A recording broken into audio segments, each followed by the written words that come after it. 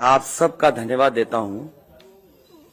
अचानक आपको बुलाना पड़ गया और ये जानकारी हमारे लोगों को भी नहीं थी कि इस तरह की बात होगी। हालांकि ये सूचना मिल रही थी कि लखनऊ से जो मुख्यमंत्री उनके सबसे बड़े अधिकारी हैं और प्रमुख सचिव का जगह जगह फोन जा रहा है कि जहां भारतीय जनता पार्टी हारे वहां पर काउंटिंग स्लो करिए। मुख्यमंत्री के प्रमुख सचिव डीएम्स को फोन कर रहे हैं कि जहां बीजेपी हारे वहां पर काउंटिंग स्लो होनी चाहिए। और यही नहीं, अगर हम पिछला चुनाव देखें तो जो भारतीय जनता पार्टी की हार हुई है 47 सीटें ऐसी हैं जो 5000 के अंदर कम वोट में हुई हैं।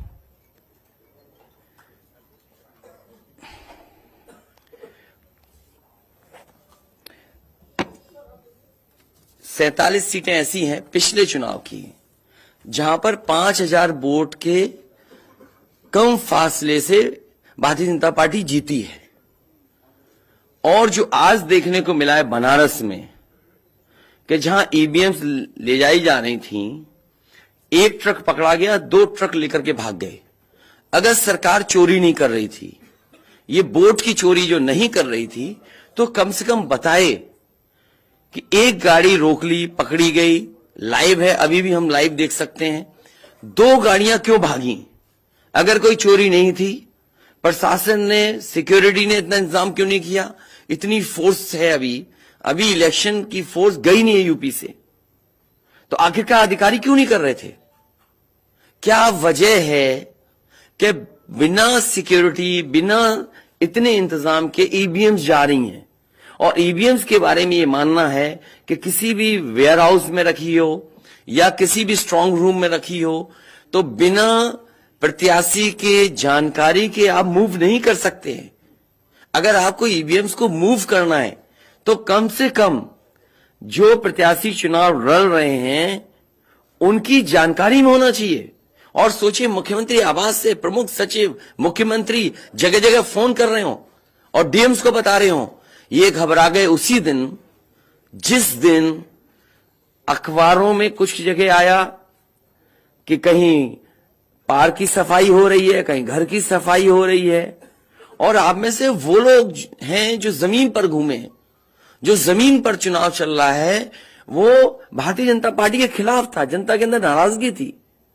ये जो कल एग्जिट पोल आए हैं, मैं एग्जिट पोल पर बोलना नहीं चाहता था, लेकिन जो एग्जिट पोल आए हैं वो कहीं ना कहीं परसेप्शन ये क्रिएट करना चाहते हैं कि हां, भारतीय जनता पार्टी जीत रही है, जिससे वो चोरी भी करें, अगर वो भी ना पता लगे कि हां चोरी हुई है। इसीलिए अगर हमने वोट दिया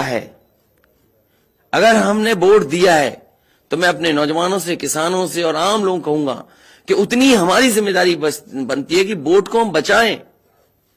अगर वोट नहीं गिना जाएगा तो लोकतंत्र कहां जाएगा? और ये लोकतंत्र की आखिरी लड़ाई है। मैंने कई बार कहा कि उत्तर प्रदेश का चुनाव लोकतंत्र की आखिरी लड़ाई है। इसके बाद तो जनता को क्रांति करनी पड़ेगी, तभी बदलाव आएगा। इसलिए मैं अपने पार्टी के लोगों से और जो सच्चे ईमानदार, सच्चे सिपाही हों, सच्चे अधिकारी हों, सच्चे पत्रकार हों, कम से कम आगे आएं और लोकतंत्र को बचाने के लिए खड़ा हों। और मैं अपनी पार्टी के लोगों से कहूंगा कि जब तक काउंटिंग ना हो जाए तब तक कम से कम ये नजर रखें और लगातार निगरानी रखें कि कैसे वोट बचाया जा सकता है, कैसे जहां पर मशीनें रखी हैं कोई किसी का आना जाना ना हो। ये लोकतंत्र के लिए बहुत ही खतरे का समय है। जो दल हार गया, अब उसके बस में यही है जो अब करने जा रहे हैं। ये जितने कुछ एग्जिट पोल हुए हैं वो इसीलिए हुए हैं कि अगर वो चोरी भी करें तो शायद नजर ना आए। अब ईवीएम्स पकड़ी गई हैं, बहाना कोई ना कोई अधिकारी बताएंगे कि हम ईवीएम्स इसलिए ले जा रहे थे। आखिरकार फोर्स के साथ क्यों नहीं ईवीएम्स जा रही थी? ये तो ईवीएम की एक बनारस की जो अभी भी लाइव चल रहा है वो घटना है।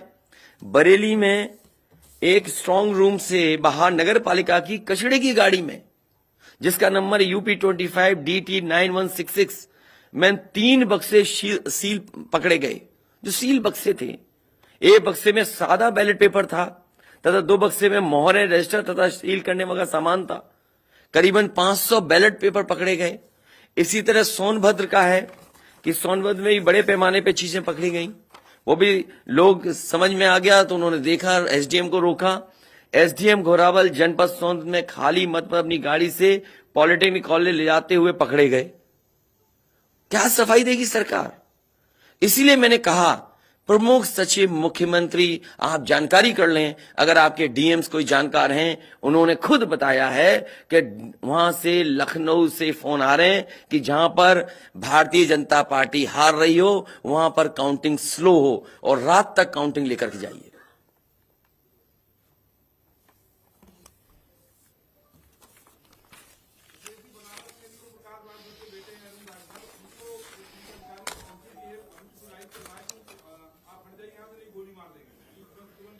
तो मैंने आपसे कहा कि ये लोकतंत्र का आखिरी चुनाव है। इसके बाद तो जिस तरीके से आजादी के लिए लड़ाई लड़ी गई थी, उसी तरह की हमें और आपको क्रांति करनी पड़ेगी। मैं तो अपने नौजवानों से अपील करूंगा कि जहां किसान इतने साल बैठे रहे, तब सरकार झुकी। कम से कम 3 दिन लोकतंत्र के अखंड प्रहरी बनकर के EVMs को बचाएं और चुनाव को बचाएं। मैं किसी DM का इसलिए नहीं मानूंगा। DM कौन होता है? अगर प्रमुख सचिव मुख्यमंत्री फोन करेगा, DM क्या कर सकता है? DM की क्या हैसियत है? ये फिर जो प्रत्याशी लड़ने रहे थे उनको आखिरकार DM ने क्यों नहीं बताया? DM अगर ये जवाब दे रहा है तो उस DM से पूछिए कि DM ये बताओ कि तुमने जो प्रत्याशी चुनाव लड़े थे उसके बारे में क्यों नहीं बताया उन प्रत्याशियों को? ये DM आखिरकार किसके नीचे काम कर रहे हैं? और बनारस जैसी पोस्टिंग किसी DM को मिली होगी, इस DM को मैं भी जानता हूं। जब पहली पोस्टिंग मैंने मुजफ्फरनगर दी थी, मैं नहीं जानता हूं ये DM कौन है, किसकी सिफारिश पे ये मुजफ्फरनगर पहली बार गया था। बेईमानी करा रहा है ये DM। और जवाब ये DM का कि ट्रेनिंग के लिए जा रहे हैं। तो आखिरकार पॉलिटिकल पार्टीज को क्यों नहीं जानकारी दी? क्या जवाब है उनके पास इसका? और जब बाकायदा गाइडलाइन लिखी हुई है यहां पर कि आप EVMs का मूवमेंट नहीं कर सकते, आप कैसे EVM का मूवमेंट कर रहे हैं? आप पूछिए जिन्होंने दिया बयान। अरे भाई, मैं तो कह रहा हूं किसी आपने जो पॉलिटिकल चुनाव लड़ रहे हैं उनके बारे में क्यों नहीं बोल रहे हैं आप? और आप भी DM की बात को मानते हो? वो वर्जन इसलिए बोल रहे हैं क्योंकि सरकार एक भाषा बोलेगी, ऊपर से नीचे तक भाषा एक बोलेगी। आप बताइए, जब समाजवादी सरकार का चुनाव था, इलेक्शन कमीशन ने जो शिकायत की उस अधिकारी को हटाया गया? आज इलेक्शन कमीशन ने किसी अधिकारी को हटाया हो? एक अधिकारी अगर इलेक्शन कमीशन हटाया हो तो बता दो। मुझे कोई उम्मीद नहीं। इसीलिए मैं कह रहा हूं कि लोगों को लड़ना पड़ेगा। अगर लोकतंत्र बचाना है तो कहीं ना कहीं तैयारी करनी पड़ेगी लोकतंत्र बचाने के लिए। जो गाइडलाइन है, आज जो बैलेट पेपर पकड़े गए हैं सोनभद्र में, जो बैलेट पेपर पकड़े गए हैं आपके बरेली में, जिस तरह EVMs को ले आया जाता है, ये सवाल बड़ा है। अधिकारी वही भाषा बोलेंगे जो उनको बोलने के लिए सरकार कहेगी। वो नहीं चाहते कि ओम प्रकाश राजभर जी क्या भूल गए? इलेक्शन कमीशन याद नहीं है? ओम प्रकाश राजभर जी नॉमिनेशन के लिए गए, इनको अपमानित नहीं किया गया? क्या प्रशासन कार्रवाई कर रहा था? स्वामी प्रसाद मौर्य जी के साथ क्या व्यवहार हुआ? कोई भूल जाएगा इन बातों को? और चुनाव भर में क्या भाषण थे, क्या भाषा का इस्तेमाल था? हर जगह डराने का काम जनता को। ये अलग बात है। कम से कम इलेक्शन कमीशन को ये देखना चाहिए, खुलेआम जनता देख रही है, आज के जमाने में लाइव है कि किस तरीके से EVMs को ले आया जा रहा था। चुनाव आयोग को सबसे पहले जिलाधिकारी बनारस पे कार्रवाई करनी चाहिए कि आखिरकार उसने किसी को कॉन्फिडेंस में क्यों नहीं लिया। अगर मशीनें जा रही थी तो प्रत्याशियों को क्यों नहीं बताया गया? पॉलिटिकल पार्टीज को क्यों नहीं जानकारी दी गई? अगर ये गाइडलाइन में है कि नहीं है इलेक्शन कमीशन के? आप ईवीएम्स को एक जगह से दूसरी जगह मूव करा रहे हैं, आखिरकार इसके लिए जिम्मेदार कौन है? आप ईवीएम लेके जा रहे हैं, अब 2 दिन की बात है, काउंटिंग होनी है।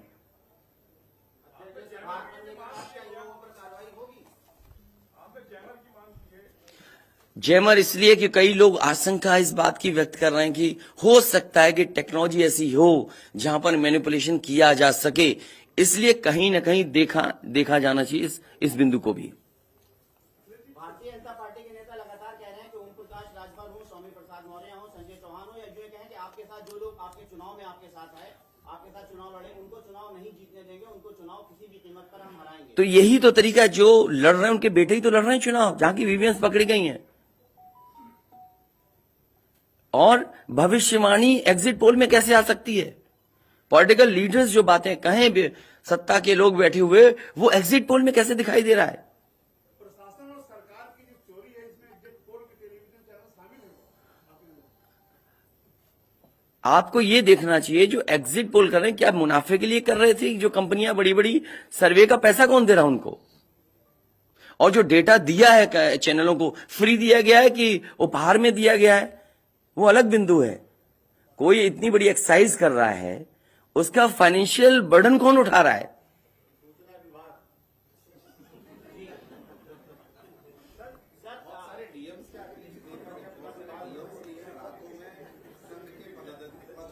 ये तो बातें, ये सच कह रहे हैं आप। जो बात, ये जो सवाल के रूप में जानकारी दे रहे हैं, ये सच्चाई है।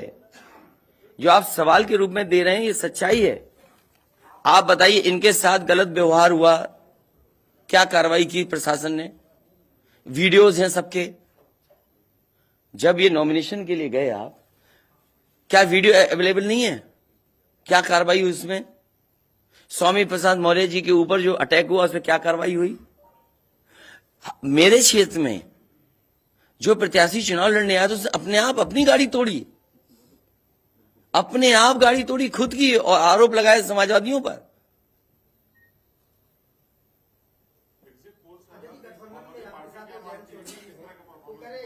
क्या करेंगे जब वोट को लेंगे? आगे वो कह रहे हैं शांतिपूर्ण मतगणना के लिए उन्होंने अपील की है। नहीं, शांतिपूर्ण मतगणना के लिए तो हम भी अपील कर रहे हैं, लेकिन सावधान रहें। अगर वोट दिया है तो वोट को बचाए भी तो सही। अगर ईवीएम्स खुली सड़क पे इस तरह जाएंगी, आप क्या उम्मीद करोगे? आपके बैलेट पेपर पकड़े जा रहे हैं। आपके लखनऊ में ही एक गाड़ी पकड़ी गई थी, उसके अंदर क्या क्या था? वो कहते वो तो हर गाड़ी में टूल बॉक्स होता है।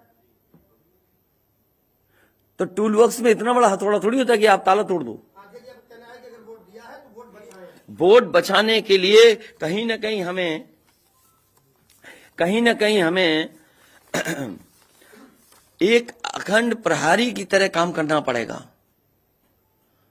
और अगर हमारे किसान इतने दिनों बैठ सकते हैं, अब तो 3 दिन की बात है, 3 दिन तो बैठना ही पड़ेगा। नहीं तो ये प्रशासन के लोग बैठ करके चोरी करा देंगे, और मामूली चोरी है वोट की। ये लोकतंत्र के साथ है। लोगों को ये भूलना नहीं चाहिए आपके पड़ोसी देशों में क्या हो रहा है। इसलिए मैं ये भी गाइडलाइन पढ़ना चाहता हूं कि जो ईवीएम के मूवमेंट के लिए जो मुझे जानकारी मिली है, वो मैं आपसे पढ़ना चाहता हूं कि all polled EVMs and all reserve EVMs after the poll shall be under cover of arm police at all times. Reserve EVMs should also be returned at the same time when the polled EVMs are returned at the receipt center. Reserve EVMs shall not be kept in the strong room meant for polled EVMs. They shall be kept in another strong room meant for keeping reserve EVMs. It must be ensured that all reserve EVMs are also deposited in the strong room meant for reserve EVMs at the same time when the polled EVMs are deposited in the strong room meant for the polled EVMs. तो EVMs के लिए बिल्कुल clear कहा गया है कि कैसे क्या होना है। और भाई जांच भी कौन करेगा? अगर डीएमई जांच करेगा तो क्या उम्मीद करोगे आप उसके लिए? इसके आगे जो पॉलिटिकल पार्टी हम तय करेंगे क्या करना है। अगर हमें कोर्ट का भी सहारा लेना पड़ेगा, लेकिन उससे पहले हम अपने पार्टी के कार्यकर्ता नेताओं और जो हमारे सच्चे पत्रकार, सच्चे पुलिस फोर्स में लोग हैं या वो लोग हैं, उनसे भी मेरी अपील होगी कि कम से कम लोकतंत्र को बचाने के लिए आगे आए। कोर्ट से पहले मैं आप लोगों के माध्यम से अपील करना चाहता हूं, ऐसे तमाम लोग जो लोकतंत्र को बचाना चाहते हैं वो कम से कम आगे आए।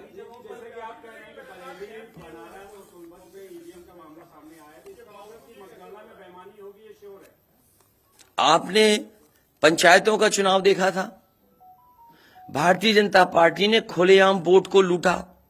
जनता को याद है महिलाओं के जो कपड़े फाड़े गए, छीने गए, महाभारत के अलावा अगर किसी ने किया तो वो भारतीय जनता पार्टी ने करके दिखाया। क्या कार्रवाई की गई उस समय बताइए? इलेक्शन जो आपका स्टेट इलेक्शन कमीशन है, शिकायतें हुई, क्या कार्रवाई हुई उनके ऊपर? क्या कार्रवाई हुई पुलिस के ऊपर? क्या कार्रवाई हुई उन लोगों जिन्होंने वोट को छीना? इसलिए मैं अपील करता हूं आपके माध्यम से, जो सच्चे पत्रकार हैं, सच्चे अधिकारी, पुलिस फोर्स, लोकतंत्र को बचाने के लोग सामने आए, जिससे लोकतंत्र बचाया जा सके। माननीय मुख्यमंत्री जी, ये जो घटनाएं हो रही हैं, ये हताशा और निराशा की जो है वो पराकाष्ठा है।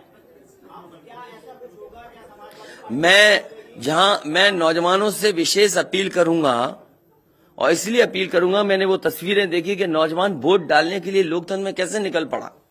अगर उसने वोट डाला है तो कम से कम वो वोट बचाए। अपना कैसे वोट बचाएगा? गिनने से कैसे गिनती में लाएगा? और ये कोई ये मामूली घटना नहीं है। जो लोग लोकतंत्र पर भरोसा करते हैं उनके अंदर आक्रोश होगा, ऐसा नहीं है कि गुस्सा नहीं होगा उनके अंदर। इसीलिए मैंने कहा कि 5,000 के अंतर में सीटें जो जीती गई थी भारतीय जनता पार्टी की, वो 47 हैं। और मैंने इसीलिए कहा कि प्रमुख सचिव मुख्यमंत्री जिलाधिकारियों को फोन कर रहे हैं कि काउंटिंग स्लो की जाए।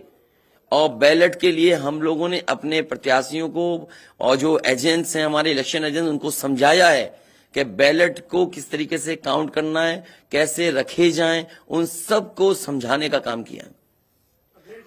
और आप में से जो लोग बनारस गए होंगे वो जानते होंगे कि बनारस साउथ समाजवादी पार्टी जीत रही है, अयोध्या समाजवादी पार्टी जीत रही है। ये घबराहट है बीजेपी को। पवन पांडे जीत रहा है, ये घबराहट है। किशन दीक्षित जीत रहा है, ये घबराहट है बीजेपी को। नहीं, वो अलग बात है, पान भी खाया और भाषा नहीं देखी आपने। क्या प्रवक्ता की बात करते? कौन है ये चीज प्रवक्ता? कोई प्रवक्ता की बात नहीं करेंगे। क्या प्रवक्ता उठा लाए आप किसी गली मोहल्ले से? क्या प्रवक्ताओं की बात करते हैं आप? इतने सीनियर जर्नलिस्ट बनते हो आप अपने आप को। ये मामला सीरियस है, क्या प्रवक्ता बताएगा? इलेक्शन कमीशन क्यों नहीं बता रहा? ये खुलेआम ईवीएम घूम रही हैं। कोई आश्वासन नहीं दिया। हो सकता है हमारी प्रेस के शायद कुछ जागे। ये यूपी के हैं सब, और कहां के इलेक्शन कमीशन के लोग? रिटर्निंग ऑफिसर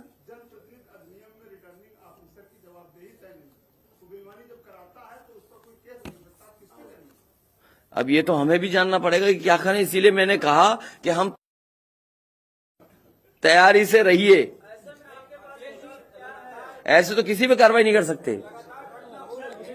हाँ, जिम्मेदारी तो अच्छा इलेक्शन कमीशन की जिम्मेदारी है कि निष्पक्ष चुनाव। इतना बड़ा कमीशन हम क्यों कह रहे हैं कि इलेक्शन कमीशन की जिम्मेदारी है? क्यों उसको इंडिपेंडेंट बनाई गई ये बॉडी? ये सब जो आपके माध्यम से हो रहा है वो सब लाइव है। जो ये चीजें हो रही है सब लाइव है, सब शिकायतें की जाएंगी, सब देंगे। अभी तो अभी कहो तो अभी लाइव दिखा दें। जब आपको बुलाया है, मैंने तकलीफ दी आपको, इसके बाद हम लोग अपना लिखेंगे।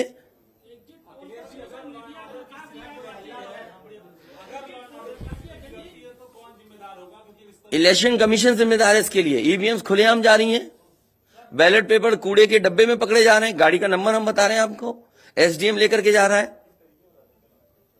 और मैं तो कहूंगा कि चुनाव हमारे जितने भी समाजवादी लोग हैं कानून व्यवस्था को मानते हुए शांतिपूर्ण रहें, लेकिन जिम्मेदारी सरकार की भी तो है। ये जिम्मेदारी इलेक्शन कमीशन की नहीं है, सरकार की नहीं है। आप अगर पूरी सुरक्षा के साथ उन ईवीएम्स को ले जाते, जो प्रत्याशी चुनाव लड़ रहे हैं उनकी जानकारी में लेकर के जाते हैं, तो किसको आपत्ति थी? ये तो पकड़ी गई हैं। अगर चोरी पकड़ी गई है तो चोरी पकड़ी को आप कानून व्यवस्था की बात करोगे आप? तो नहीं सुनी जाएगी तो समाजवादी पार्टी हर रास्ते को अपनाएगी जहां पर लोकतंत्र को बचाया जा सके।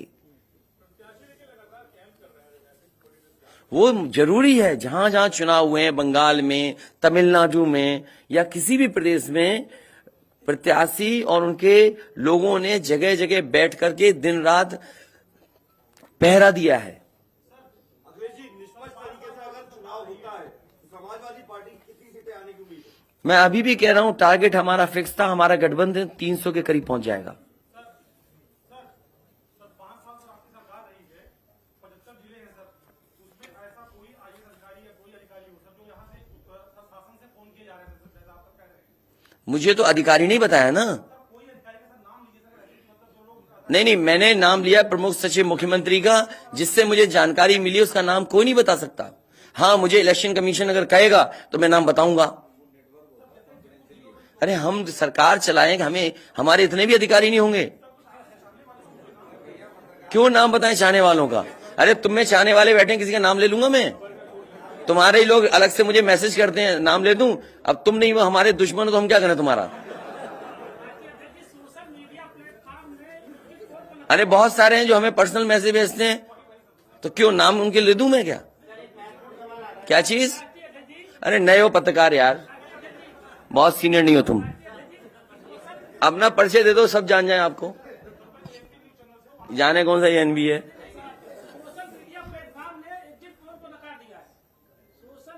इसीलिए मैं कह रहा हूं आपसे कि एग्जिट पोल है कि जो चोरी करी जाए उसको ढका जा सके।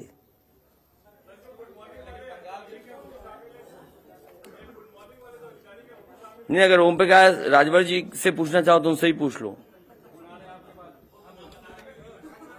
केवल ईवीएम पर, क्योंकि इनकी विधानसभा का मामला है, इनकी विधानसभा का इशू है। देखिए, जैसा कि अभी हमारे एक साथी ने कहा कि माननीय अखिलेश यादव जी के साथ जो लोग हैं, चाहे संजय चौहान जी हों, चाहे ओम प्रकाश राजभर हों, चाहे स्वामी प्रसाद मौर्य हों, हम उनको जीतने नहीं देंगे। आप ही की तरफ से आया ना बात? आप ही नहीं, ये पूरे प्रदेश में गूंज रही है बात। और भारतीय जनता पार्टी हम लोगों के गठबंधन से घबरा गई है और बनारस जैसे प्रधानमंत्री जी अपनी इज्जत बचाने के लिए गली गली घूमे हैं। ये मैं कह रहा हूं, गली गली घूमे हैं। जिलेवार 75 साल की आजादी में 70 साल से वोट पड़ रहा है। पहले हमारे देश के प्रधानमंत्री हैं जो जिलेवार रैली किए हैं। अगर गलत कह रहा हूं तो बताओ। पहले प्रधानमंत्री हैं और पहली बार मैं देख रहा हूं इतनी बड़ी दुश्मनी। मैं उसी दिन कहा था जिस दिन नामांकन के समय जिलाधिकारी और वहां के कमिश्नर की मिली भगत से जब 3 लोगों की एंट्री है नॉमिनेशन कक्ष में, तो सैकड़ों गुंडे वहां कैसे पहुंच गए? पहले सवाल वहीं खड़ा होता है। उसी दिन मैंने कहा था आप लोगों के सामने पेश करके लखनऊ कि डीएम बनारस और कमिश्नर के होते हुए निष्पक्ष चुनाव नहीं हो सकता। आज खुलासा हो गया। जब चुनाव आयोग की गाइडलाइंस है कि चाहे खाली ईवीएम हो चाहे कोई ईवीएम, अगर वहां स्ट्रांग रूम से निकालना है तो वो वहां चुनाव लड़ने वाले उम्मीदवारों को सूचना दे, तब उसके बाद वो वहां से ले जा सकता। और प्रशासन की निगरानी में। और 3-3 गाड़ियां भाग रही हैं। शायद हमारे लोग वहां नहीं होते। 2 गाड़ी तो चली गई, एक गाड़ी जबरी जब खड़ा हो गया किसी तरह जान बचा के तो रोका, तुरंत उसके चारों टायर का हवा निकलवा दिया हमने। निकालो नहीं तो ये भी ढकेल के लेके चले जाएंगे। वही देखिए, दिख रहा है ना इतनी ईवीएम मशीनें कैसे वहां आई। सवाल तो इस बात का है। तो देखिए, वहां के जिलाधिकारी और कमिश्नर जो वहां हैं, इन पे हमारा खुद भरोसा नहीं है। और जाको राखी साइया मार सके न कोई, बाल न बाका कर सके बैरी जग सारा हो। 10 मार्च को 10 बजे देख लीजिएगा। पहले राउंड की जब बैलेट पेपर की गिनती होगी पहले चक्र की, तो समाजवादी पार्टी गठबंधन का रुझान जो आएगा वो 400 सीटों का आएगा। 400 से भी ज्यादा आ सकता है। आपके सामने 10 को देखिएगा, रुझान जो बैलेट पेपर का आएगा वो 400 से भी ज्यादा आएगा। लेकिन भारतीय जनता पार्टी घबराहट है। वो लगे हैं कि ईवीएम से हेरफेर कर देंगे। तो हम लोग भी वहां लगे हैं ईवीएम ठीक करने में। हम लोग भी घेर ही लिए हैं, नहीं थे तो लेके भागी गए थे। तो इनसे हम लोग डरने वाले नहीं है। हमारे गठबंधन के सभी नेता कार्यकर्ता, हमारे सभी साथी लगे हैं, पूरी किलेबंदी है। जो भारतीय जनता पार्टी की सोच है, ये एक कदम चलते हैं तो हम 10 कदम आगे निकल के चलते हैं। हम इनको 3 साल पहले ही बता दिया कि सत्ता से बेदखल करूंगा। आप लोग भी नहीं मान रहे थे कि मान रहे थे? नहीं मान रहे थे। और आज प्रश्न खड़ा हो गया ना। मैंने कहा 27 अक्टूबर 2021 को कि माननीय अखिलेश यादव जी को मुख्यमंत्री बना के दिखाऊंगा, और 10 मार्च को देखिएगा जब टीवी पर चलेगा आप लोगों की स्क्रीन पर, तब समझ में आ जाएगा सबको। यही हताशा और निराशा है कि ईवीएम जो है ये इधर उधर कर रहे हैं, लेकिन कुछ कर नहीं पाएंगे। हम लोग भी अलर्ट हैं।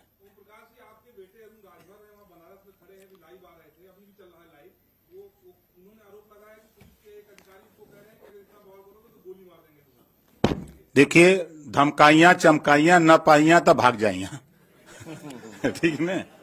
ये क्या गोली मारेंगे? वो अपने झंखे दरोगा या सीओ, कोई भी अधिकारी जो ये कह रहा है वो अपने पहले झंखे। वो जिस दिन गोली मारेगा वो कहां रहेगा? धरती पर न रहेगा। ये ओम प्रकाश राजभर है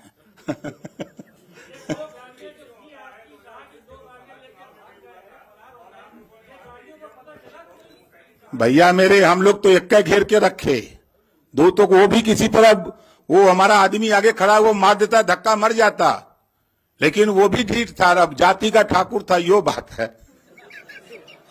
हेमंत सिंह नाम है। अब वो लौट गया, वही कहे चढ़ा दो गाड़ी। और जो गाड़ी रुकी तब तक उसके साथ 4 लोग थे, तो पहले साइकिल उससे गाड़ी का हुआ निकाले कि कहीं ठेल के आगे न बढ़ा दें, तब जाकर के ईवीएम का खुलासा हुआ है। साफ पूरी होगी, आप देखिएगा ना। आप लोग चिंता मत करिए, चिंतन करिए। अरे यार तुमने आप जब कह दिया, इससे ज्यादा कह सकते हैं? तुम भी ऐसी बातें कर रहे हो भाई। जब कह दिया ये बातें, हाँ?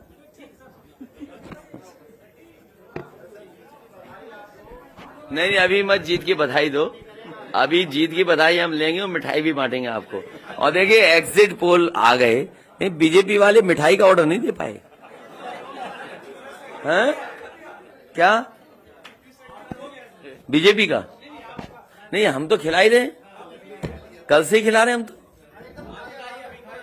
हाँ, हम तो कल से खिला रहे मिठाई। और ये लाइव फिर दिखा दो। अभी लाइव चल रहा है ना? बताइए, अगर अभी तक लाइव चल रहा है, पिछले कितना टाइम, आधा घंटा 45 मिनट हो गया, उससे ज्यादा टाइम हो गया, अभी तक प्रशासन वहां पर अपनी मशीनें लेने नहीं आया। आप सोचिए आप, तो इसका मतलब यह है कि वो डरे हुए हैं कि चोरी कर रहे थे, पकड़ी गई।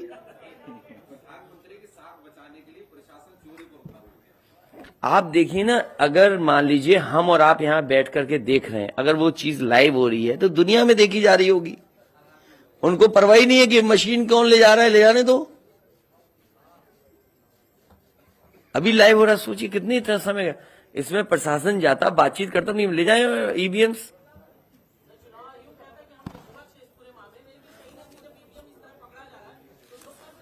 इसीलिए तो मैं कहता हूं, सच्चे पत्रकार भी हमारी मदद करें, सच्चे अधिकारी मदद करें, सच्चे जो लोग हैं, जो अगर आज नहीं तो कल अफसोस होगा। इसीलिए जो लोग लोकतंत्र बचाना चाहते हैं वो सब आगे आए।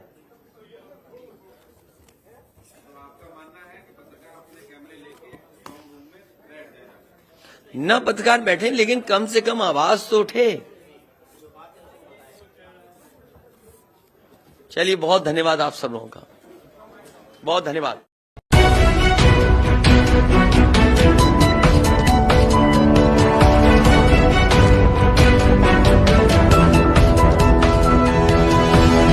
Audio Jungle.